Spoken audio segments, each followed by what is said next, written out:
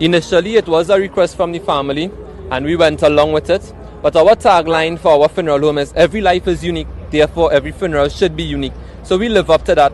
We are a group of young people that are making a very different and a high impact in this funeral industry. We are qualified funeral directors and embalmers, and we are just showing off our talent and which we could do.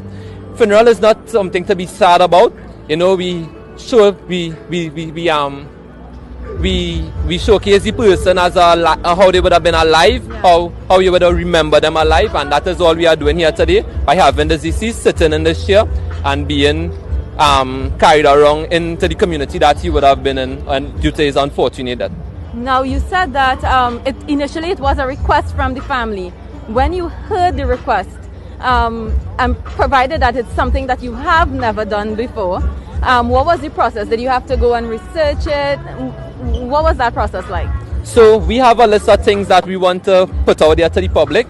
This was one of the stuff on our list, so we would have done our homework way before the request, and we know exactly what to do.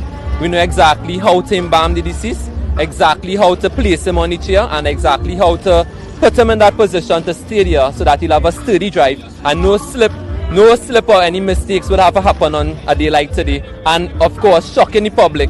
I know the public is very amazed at this, what we have done. Because right? I was going to ask you, what has the response been like from persons? I know you would have driven him through the streets before coming to the church. What has that response been like? The response has been very good because we have, because people haven't seen this before, they are very inclined to it.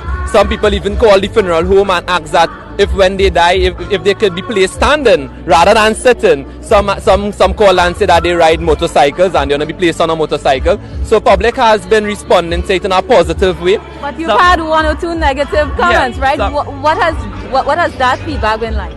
We can't just go with what our grandfathers and our forefathers would have done before. So hence we are changing things around, right? And we have plenty more things. Were people scared at all? People wasn't scared.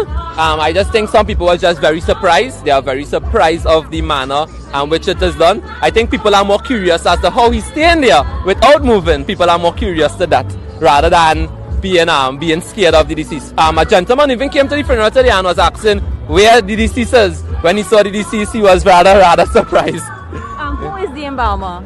Right, Nathaniel, Denny, and myself are the embalmers.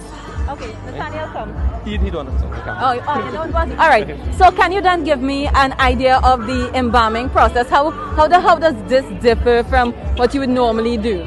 Right. So, to embalming someone just means preserving the person using embalming fluid and replacing that fluid with other fluid, replacing that with the blood in the system of their body. The only difference is that would have changed in embalming the deceased is that we'd have to set him in a particular position before embalming, right? He would have been embalmed over a period of 2 days, and he would have been in that position for about 4 days before today. So I have a question. What happens after the service in terms of burial or cremation? What happens? So after the service, we are heading to the Diego Martin Public Cemetery for burial, and he'll be placed in his casket there. There will be no issues in placing him in his casket because he will lie flat because we embalm him in such a manner that his legs are free to movement.